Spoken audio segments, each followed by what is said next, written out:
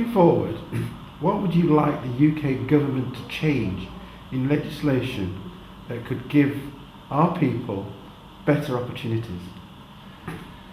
Well, it's difficult to know quite where to start with that. I think in terms of opportunities, you've really got to go back to education. And I do feel that there's still a bit of a tendency to see our youngsters as having potential in certain rather stereotypical areas, so music and sport, entertainment, that sort of thing. But there's some very bright, academically able children out there. And I just feel that they do have their horizons lowered sometimes. So I think the equality impact legislation could be quite instrumental in changing that. It's really about attitudes, I think they more than legislation. I do feel that there's some cruelties around immigration legislation. There's been an erosion of the status of Caribbean population over time through successive acts of parliament. So I'd quite like to see some of those acts repealed, so there really was a situation where people had equal rights to citizenship, rather than feeling it's a rather two-tier approach. Okay. What can you do together with other people, different groups or institutions, to make positive changes to build a better future? Well, that's a big question. I'd like to think that, a particular task I'm charged with at the moment is around the compensation scheme. So I've obviously met people like yourselves. I've met people from outside London. I've always been very much based in the southeast. There's a wealth of talent in the provinces. And I would like to think that, if nothing else, the sort of the connections and the database that will be established through like-minded people, professionals, politicians meeting over this particular tragedy which happened in relation to immigration status being questioned, of what's called the Windrush generation, will lead to more permanent connections and contacts. I think that the community as a whole need to try and speak more with one voice, and I'm hoping that the one positive that will come out of this experience will be that those networks develop and prosper, not only for my generation but for the successive generations, and that will help us exercise more political influence, because I think we've been rather disparate and separate, whether it be around islands or regions, Africa, Caribbean. I think the Commonwealth as a whole needs to look at the treatment of its citizens in Britain and try and speak, if they can, with one voice. How did you feel when you learned you were going to be the person that would be asked to design the compensation scheme? It's interesting. I was about to write a letter because I was very, very cross about what had happened. I didn't know if it was going to be published to one of the broadsheets, and I suspect if it had been, I wouldn't have been offered the post. My role is to advise on the design of the scheme. Not all of my advice has been accepted. Most of it has, but not all of it. What did I feel? I felt that I needed to get across to the Home Office just how damaging this whole experience had been, and be an advocate really for the affected communities. It's also quite daunting. It's quite a responsibility. I knew that I was a figure that could be sort of set up to be shot down. I was aware that my origins could add credibility to the scheme, and that politicians might use that quite cynically. But equally, I was aware I had an opportunity to get close to the decision makers, the power brokers, and explain to them the impact that this had had. And I'm an advocate by living, so I relished that prospect. But yeah, it was a mixture of challenge and trepidation, I think. You're unique in a sense because you have been able to go around the UK and meet a range of African Caribbean communities in your work in terms of consulting on what should be in the scheme. What would you say was your findings regarding these communities? How were they faring? What sort of things were they coming forward with? interesting. I mean, within each community, you've got different ranges. So you have political activists of all ages. You have people who feel they've been very wronged by this society. You have people who've embraced the institution. So I've met, lady mayoresses, local politicians, MPs at one level. I've met homeless people living in their 60s in hostels in, I think, fairly humiliating circumstances. A gentleman I met who was having to support himself by going to a food bank. So I've seen the whole spectrum. I think what unites them all is immense pride in their background, which I also feel.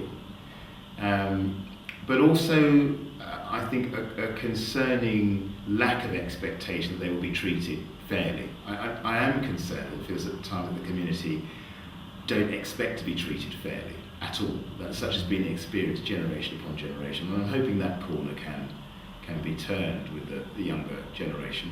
I think the other thing that's been very interesting is that how little people have said about their experiences to each other. They've actually been more forthcoming to journalists than they have been at times to members of their own family. So I met a gentleman who didn't have his immigration status sorted and told his wife for 5 years that he had a fear of flying, rather than say that he hadn't got round to sorting out his immigration status. I also met two ladies in their 60s who'd been at primary school together, both threatened with deportation, had never discussed it because they both felt embarrassed. So there is a stoicism there, but I'm not sure it's necessarily the most positive thing. I think people need to be more connected, because the very first person who was affected in terms of denial of immigration status, we should all have known about. And then through organisations or through our collective experience, we perhaps could have stopped this scandal developing as it did. So I hope that's a lesson that's learned. The community needs to be a bit more open with each other as well. Now, the scheme has been announced. Yep. You've made your recommendations. How well do you think the scheme is being received, and do you see any problems or information that you think needs to be corrected? Yeah. I mean, I'm delighted to have a chance to answer that question. As far as I'm concerned, the scheme has been thoroughly misrepresented by the media. And it's depressing, actually, because it's all very tabloid and soundbite. It's complex. These are difficult concepts to explain. And I've been desperate for a platform to explain how the scheme, I feel, is quite sophisticated. So you can have a primary claimant, that's the person who's been affected, and they can have claims for loss of earnings, loss of benefits, if they were deported, deportation, if they were detained for any period of time or detained prior to deportation, they can claim for that. There are benefits such as working tax credit, child benefit that can be reclaimed. Homelessness is based on a tariff which is a local government tariff, but that extends for about 8.5 years. And then there are claims for denial of public services such as access to health care, people are denied driving licenses, couldn't open bank accounts. And of course all this then has a final impact upon people's lives, and there's a separate head of loss for that. And that's anything from public reputation, distress, anxiety, to recognise psychological or psychiatric illness. And then there's a discretionary payment in case not everything's been thought of, where people can say, I don't fit into any of these categories, or I should be out with the recommended bands, I would say they are rather than tariffs, but recommended bands of compensation for certain areas for these reasons. And so I hope it's fair and accessible, but what I'm keen to concentrate on now is its implementation. It needs to be implemented fairly. The burden mustn't be too onerous in terms of evidence. The payments, I think, need to be fair to generous, and I'm going to be looking to see how this actually plays out. In addition to those claims, close family members can bring claims for pretty much the same areas. If you were supporting somebody who was wrongfully deported by sending them money, you can reclaim that, for instance. You can claim for the impact somebody else, family members, primary claimants, immigration status being questioned had upon your life.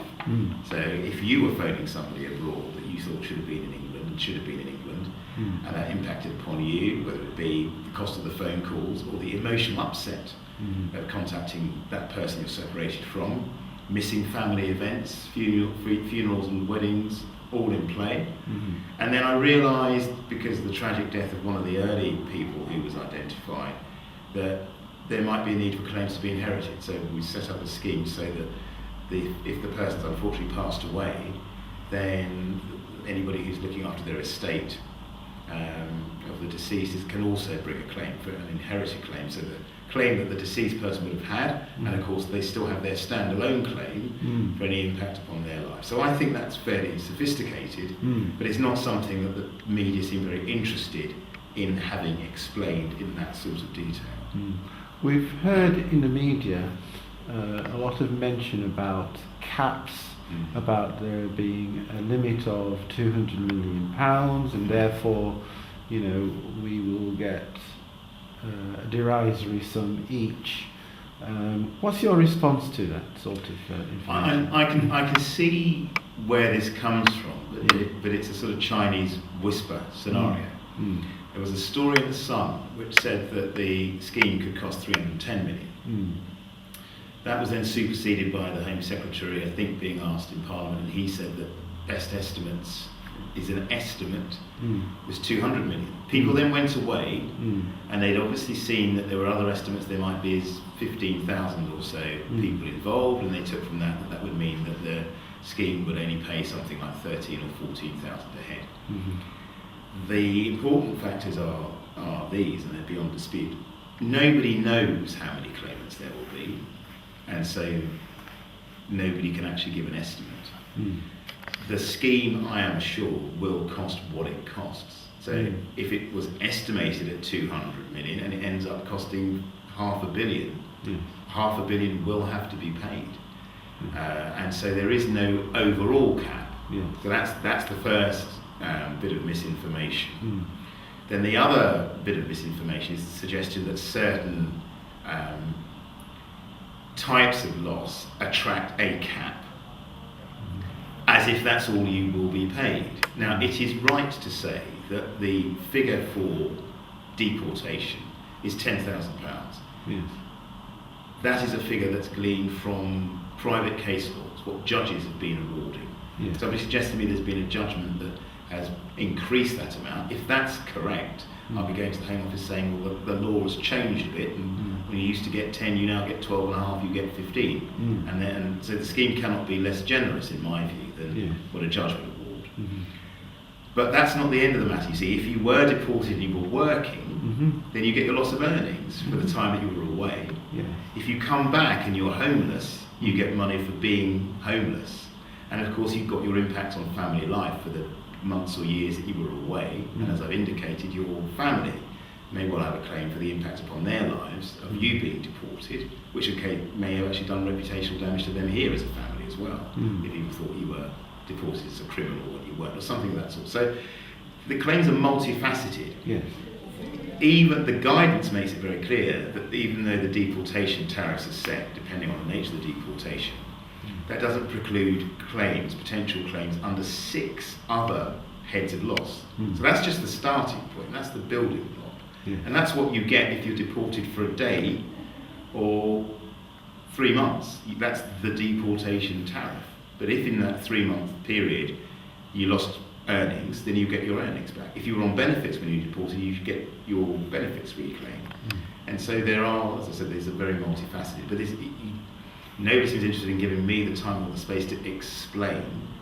And I suspect that the easiest way of doing it would be through worked examples, which we've already discussed. So it's very interesting for me to come in and say, we had somebody who had these issues. How does that fit into the compensation scheme? And that's where I think we need to go next. We need to make sure people maximise their claims and they're well advised. Now, there are misgivings around the rollout of citizens' advice, which I understand. I'm very much hoping community groups such as yours will get involved and people will have more trust in those groups. There'll be straightforward claims, I'm sure, citizens' advice can do.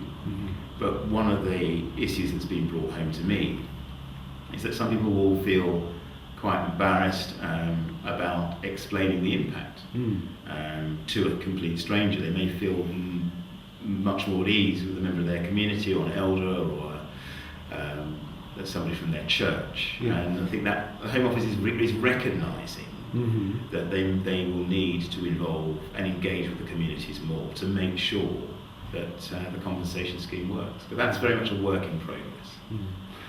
Well, that sounds very intricate, and it seems that it's more generous than people first thought. But there is talk from some people saying that they are going to go to solicitors and they're going to take the government to court. What would you suggest to those people? Look, everybody has the right to litigate. Funding is an issue. I doubt at this stage, with a scheme that's accessible, that anybody would get legal aid too soon. There may be aspects of the compensation scheme where people could bring a challenge. Say, for instance, there's a suggestion that criminality could affect an award, which I've already made clear I don't think is rational. So I could see a legal challenge to that aspect of the scheme. I'm always very wary of people suggesting no win, no fee or class actions. I think it's difficult to identify a class. Everybody's story is subtly different, and the scheme aims to give fairly bespoke compensation. And class actions take a long time. They have not, in my experience, benefited victims as much as lawyers. Lawyers make a lot of money out of class actions, and the victims don't often get very generous payouts. And I would much rather the victims got generous payouts than the lawyers profited from the misery of the victims. Yes. But I also appreciate that there is a very real concern that people may need legal assistance to make the most of their claims. And ideally one would have legal aid extended, but that would take legislation, and the Home Secretary understandably wants to get the scheme up and running. Very difficult to get changes to the Legal Aid Act, I would have thought, through Parliament with Brexit and everything else. And you simply couldn't have a situation where it was a manifesto promise for the next election, which is 18 months, 2 years away. So I have no desire to put people off suing. I'm a bit sceptical as to whether they will get as generous an outcome or as quick an outcome. But there may well be aspects of the scheme which are capable of being challenged, or things that the scheme doesn't cover. There may be some human rights claims, for instance, that people would like to bring as standalone claims. But the lawyers are ingenious. But I think putting people off making a claim at all is what worries me. I think people should claim. They will get an initial assessment. If they're unhappy with it, they can review it. Now, nothing stops them at that stage if they think that the calculation is irrational in bringing a challenge to the assessment. And it may be that people will do that. And I think it's more likely you get legal aid for that sort of action. But we'll see. I'm not suggesting it's perfect, but I think it's pretty good.